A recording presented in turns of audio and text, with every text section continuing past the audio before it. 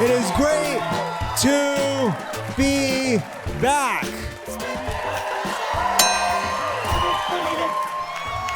We have no choice. Let's get into it. Because if we can't get out of it, we gotta get into it. What a week.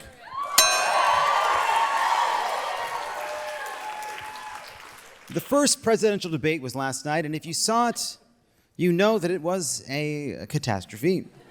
And if you didn't think it was a catastrophe, please make your way to the stage. I will pay you $7,000 to trade brains with me. It was like that riddle where there are two guards in front of two doors, and one of the guards tells only lies, and the other guard is some sort of disoriented dust golem. If you hadn't watched it, we're gonna have a little intermission here to allow you to leave the room. You have a pure soul and mind, and I will not be the one to corrupt it. You're free. Minutes ahead of the Thursday debate, President Biden poked fun at the rumors that he takes stimulants, tweeting a link to Dark Brandon's secret sauce, a can reading, "Get real, Jack, it's just water." I too liked jokes before the debate. I too remember what it was like to laugh. Once the debate began, it was clear that President Biden's stimulant and ice cream levels were in the red zone. He sounded hoarse, his delivery was slow and halting, uneven, he mumbles, and things went downhill from there, which is how my wife describes sex with me. Before the debate, you would have laughed at that. Honestly, I'm just like sparing you. All right. Pretend I just showed you a clip you don't need to see.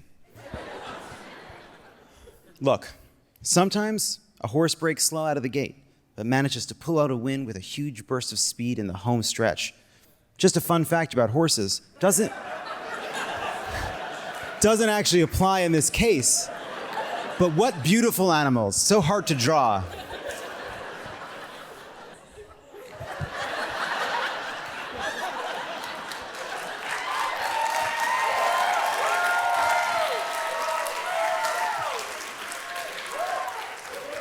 While answering a question about Medicare, Biden froze a bit before landing on this. We'd be able to wipe out his debt. We'd be able to help make sure that all those things we need to do, child care, elder care, making sure that we continue to strengthen our healthcare system, making sure that we're able to make every single solitary person eligible for what I've been able to do with the Sit with it. COVID. With dealing with everything we have to do with, look, if we finally beat Medicare. It's harder the second time because the first time you don't know it's coming.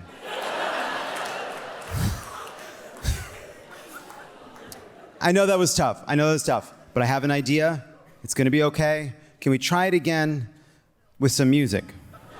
Making sure that we're able to make every single solitary person eligible for what I've been able to do with the COVID. With dealing with everything we have to do with. Look, if we finally beat Medicare. It's worth a shot.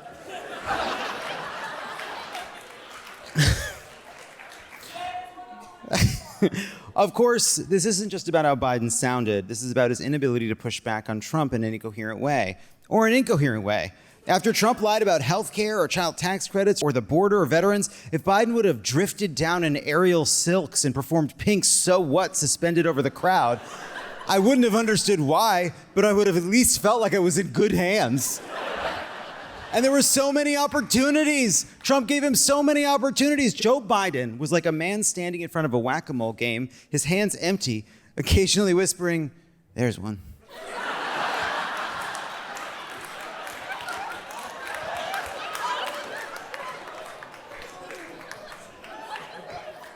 Trump spent the entire debate lying through his teeth, and by the way, not in a way that endeared him to undecided voters. He's eminently beatable, and Biden was unable to deliver basic rebuttals. In Biden's defense, though, he wasn't listening. He was just waiting for his turn to talk, like an actor who just moved to LA at a party.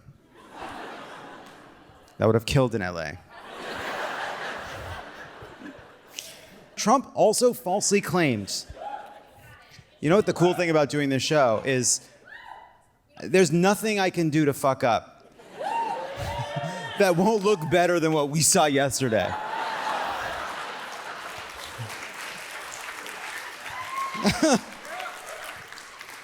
Trump also falsely claimed that Democratic states allow for post-birth abortions, and then, when asked about, yeah, fuck him is right. And then, when asked about whether he would block access to the abortion pill mifepristone, incorrectly said that the Supreme Court had approved the pill, said Trump, I agree with their decision to have done that, and I will not block it. As a reminder, Joe Biden said Roe was on the ballot 4 years ago, and Trump denied it then too, because he's a fucking liar. But Joe Biden didn't say that because he was pretty focused on having accidentally swallowed a Swarovski crystal hedgehog before the debate.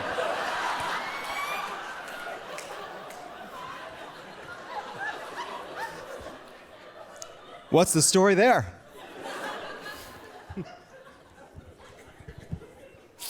In his own abortion answer, Biden slammed Trump for overturning Roe v. Wade, but then inexplicably pivoted to talking about a woman who was murdered by an immigrant.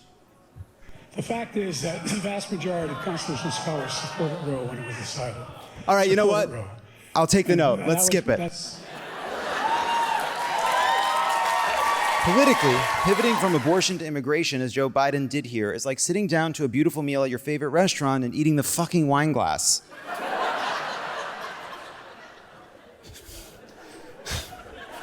In response to Biden's defense of his actions, Trump said this. I really don't know what he said at the end of that sentence. I don't think he knows what he said either. When Trump is calling someone else incoherent and it's landing, that is a state of emergency. We are all in the Titanic submersible and the whole pressure alarm is going off. Thursday did at least bring us this all-time debate line. I didn't have sex with a porn star. He continued, she was a porn actress. We haven't had stars since the 80s. Also, there was this line where Trump was asked whether he'd take any action to combat climate change. I want absolutely immaculate clean water, and I want absolutely clean air, and we had it. We had H2O.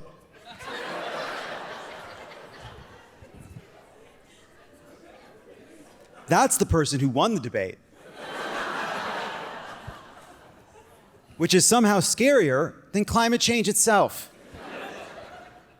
Overall, Biden came to this debate needing to dispel concerns about his age while exposing Trump's extremism and narcissism. He failed on both counts, unless undecided voters are into this. Honestly, I wouldn't put it past those freaks.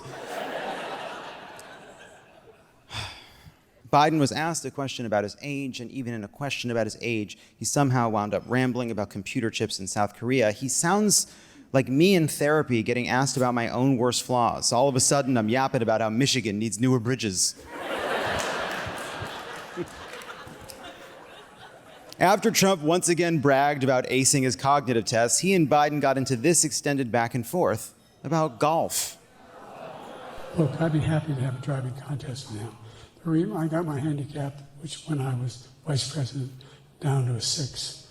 And by the way, I told you before, I'm happy to play golf if you carry your own bag. You think you can do it? That's the biggest lie. He's a 6 handicap of all. I was an 8 handicap. Yeah. 8. But I had, you know how many? I've seen you swing. I know you swing. Yeah, Let's not act like children. President Trump, we're going to 21 turn. Let's not act like children. You're a child. Finally, we're almost done. You gotta sit in it. You gotta fucking sit in it. All right? Finally, an answer to the age-old question, what if Statler and Waldorf weren't funny?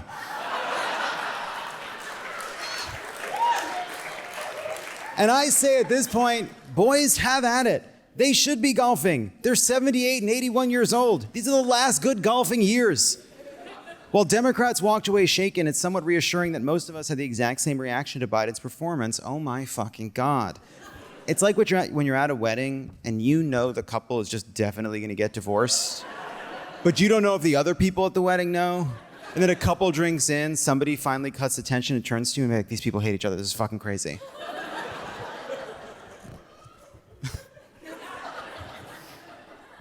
Like former Senator Claire McCaskill, who told Rachel Maddow this.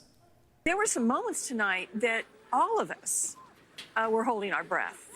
And that's not the kind of thing you want to happen 130 days out from an election when you've got Donald Trump on the other side of the equation. I think the one thing Biden had to do was to remember to take his amphetamines. Pretty well dispelled that fucking rumor, huh? He was raw dogging it there. Over on CNN, John King said this. This was a game-changing debate in the sense that right now, as we speak, there is a deep, a wide, and a very aggressive panic in the Democratic Party. Deep, wide, and aggressive. Happy last weekend of Pride, everyone.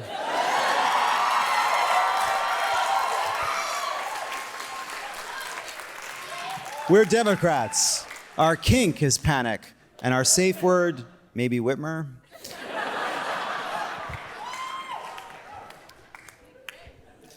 Former Speaker Nancy Pelosi said that the party doesn't need a new nominee, but admitted that was, from a performance standpoint, not great. Thanks, babe. On Friday, the Dems slowly pried their fingers off of their eyes and started to put the pieces back together. When asked if he thought Biden was Democrats' best messenger at this high-stakes moment, House Minority Leader Hakeem Jeffries told reporters that he would reserve comment about anything relative to where we are at this moment, other than to say, I stand behind the ticket. I don't even know what that means.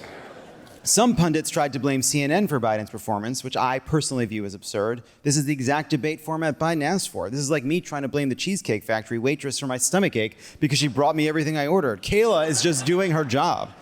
Or she was until I got her fired. South Carolina Congressman Jim Clyburn called the debate strike one against Biden, but urged the party to stay the course. The mixed metaphor is perfect. This feels exactly like trying to play baseball on a sailboat. John Fetterman tweeted, I refuse to join the Democratic vultures on Biden's shoulder after the debate. No one knows more than me that a rough debate is not the sum total of a person and their record. Annoying, my friend. And not a great analogy. What do vultures hover over again?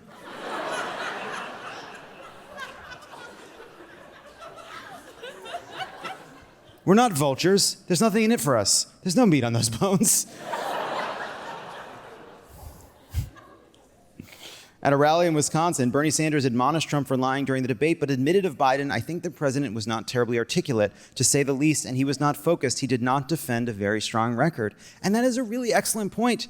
It's not a bad record. It's actually a really impressive record. It's the record player. That's the issue. It's antique. We got it at a garage sale. A little rain got inside of it, and they don't make parts for it anymore. And sure, it brings us back to a simpler, safer time.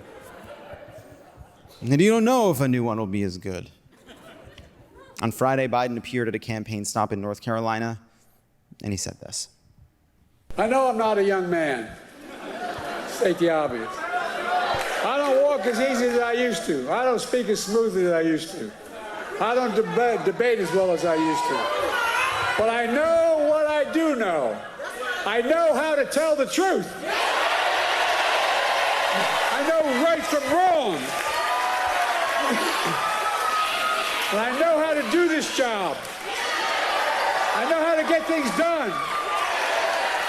And I know, like millions of Americans know, when you get knocked down, you get back up. I mean, that's a great moment for him. I too believe in the wise words of Chumbawamba.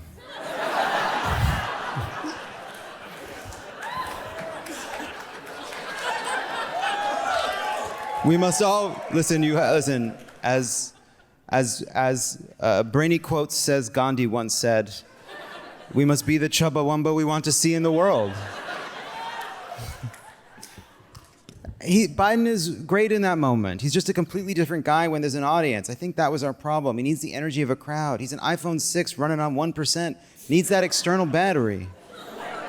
So what happens now? First of all, you go to bed at 1:30 a.m., caffeine still racing through your veins as you scroll until your eyes close over endless headlines using synonyms for fiasco. Then you have a nightmare about having to play the guitar during the podcast, even though you don't know how, because even your dreams have lost all subtlety. And then you wake up at 6 a.m. still wired and get a new coffee, and then you go to the gym in the hopes that you can work off some of this energy, but then you're at the gym and you get Joe Biden level acid reflux. And so you go to CVS to get Tums, which kind of help, and then you think, hey, the dynamic heading into this debate was one that felt enervating, boring, and losing. Is that the dynamic now? No, it is not. And is that terrifying? Yes. But here's the bright side. Why are we afraid? We're afraid because of the threat that Trump poses. We're afraid because we understand the stakes, but we're not afraid of each other. When Republicans worry about Donald Trump, they're afraid to express it because they're afraid of him. They're afraid for their safety, and as we saw on January 6th, as we see with Republican politicians being afraid to go against Trump because they fear for their family's safety, it is not an idle threat. We believe in democracy, and right now, we're practicing it. I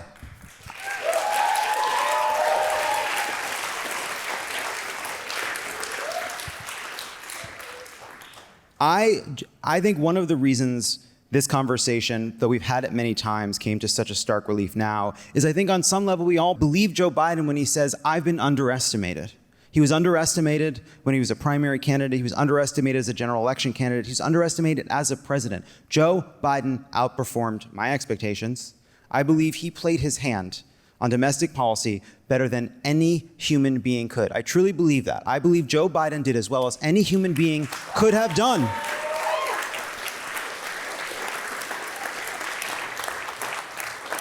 And whether it's the investment in climate, the infrastructure bill, the executive actions, the way he managed Congress, the way he negotiated with Republicans, the way he understood his role both as someone to push for progressive policies while being a representation of institutions. I don't think that there's a place where you can point to age as a factor in hurting his ability to govern. I really don't. I really don't. Certainly on domestic policy. But and then there's, of course, the CHIPS Act, sir. A perfect time to yell about a specific piece of legislation, clearly fully fucking countenanced by what I was already saying.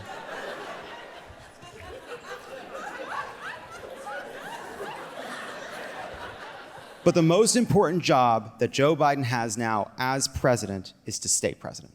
And I don't make the rules. Being the messenger, being the candidate, is a different job than being the president. Having this debate is not an argument about whether or not Joe Biden can be president. It's a debate about whether or not he is the person that has the right skills for this moment to remain president, to defeat Donald Trump when the stakes are so high. I don't know what Joe Biden is going to do, but we're going to have this debate. If Joe Biden is the nominee at our convention, I know every person here is going to fight like fucking hell for him, right?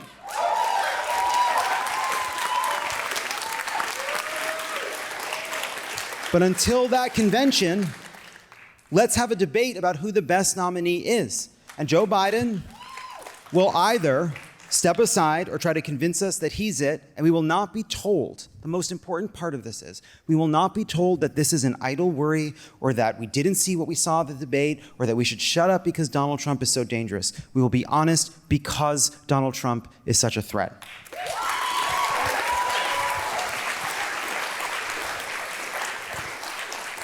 Because we know that if the American people understand the stakes in this election, we will win. But if we are debating Joe Biden's age, if that stands in our way, I really worry we won't.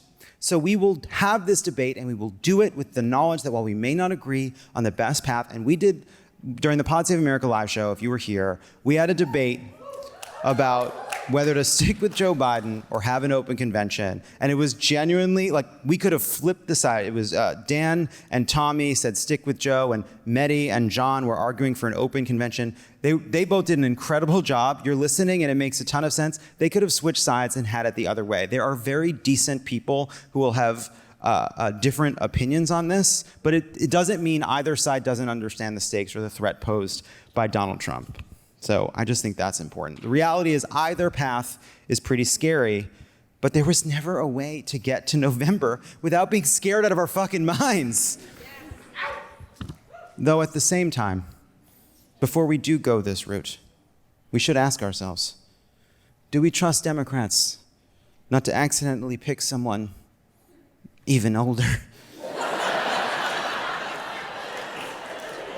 Somebody get Jimmy Carter on the phone. Carter, Carter, Carter, Carter. All right. What a week it's been.